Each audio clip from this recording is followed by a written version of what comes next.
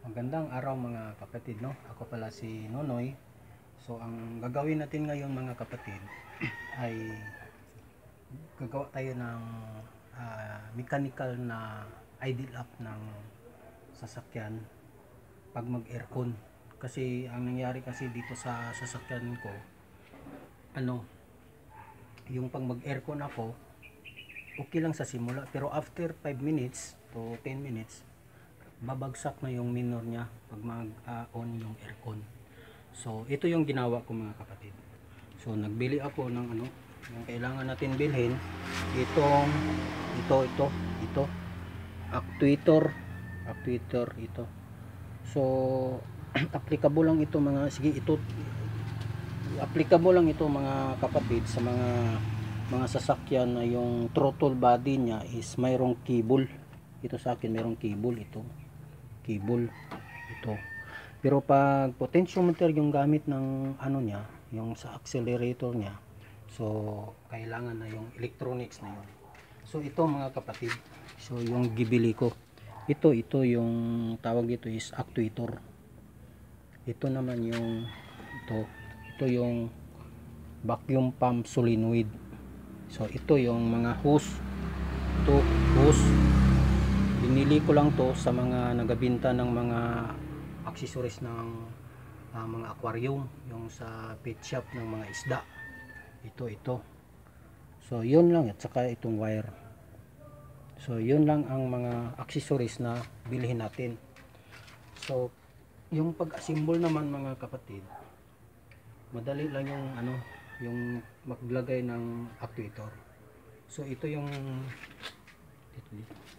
yung binili ko mga kapatid. Ito yung bracket ng mga auxiliary fan. Ito bracket. So ito yung additional na binili ko. So binili ko to doon din sa nagabinta ng mga parts ng mga car aircon. Katulad ng actuator na ito at saka yung solenoid, doon din binili ito sa mga nagabinta ng mga accessories o mga parts ng mga car aircon hardware. So ito, ang pagkabit nito is ito yung bracket. So mo lang, forma mo na parang letter S lang, parang ganito. Ito lang ginagamit ko kasi madali lang siya, pero pag ito na kasi kailangan gamitan mo na ng martilyo. So parang ganito.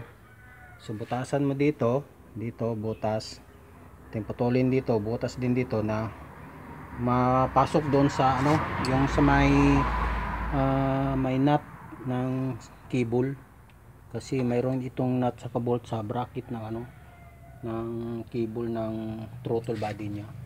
So doon mo lang ilagay, parang ganito na siya. Ito mayroong bracket, ito bracket, ito. Saka yung bilhin nyo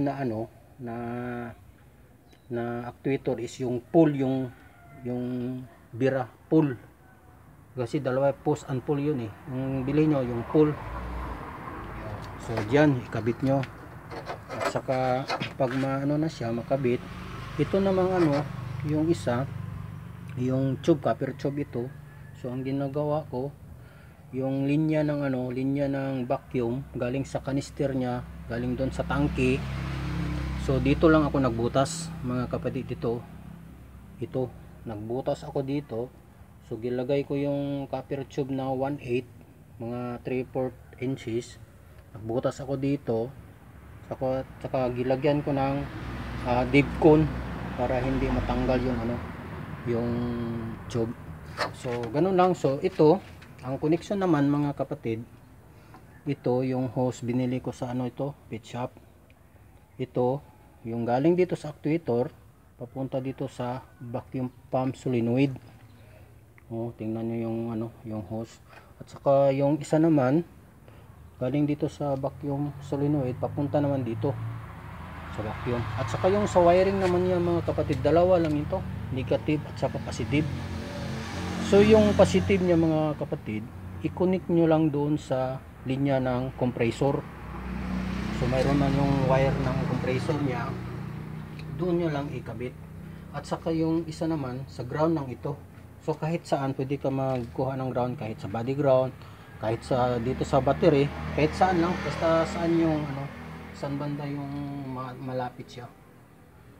So yun mga kapatid, okay naman sa gumagana naman siya. Kasi alam naman natin na kung magpunta tayo sa shop, sa mga mekaniko talaga, malaki talaga yung singin nila. Ito sa mga do it yourself lang ito mga kapatid. So sa akin, gumagana talaga siya. So nakatulong siya kasi nang nalagyan ko na ito, okay na yung ano niya, yung minor. Tapos dito mga kapatid, pag magkabit kayo, mayroon ditong adjuster, ito. So adjuster yan ng gusto mo yung mataas yung minor o mababa yung minor, iikutin mo lang ito kasi ito bababa at saka babalik din yan. So i-adjust nyo lang dito para makuha nyo yung sakto na minor, nasa mga 9,000 rpm or nasa mga 900 rpm to 1,000 rpm. So depende lang sa inyo kung anong gusto nyo, basta gumagana talaga siya sa akin.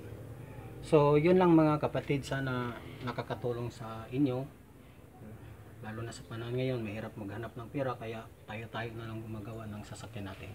Salamat, hanggang sa sunod na video mga kapatid.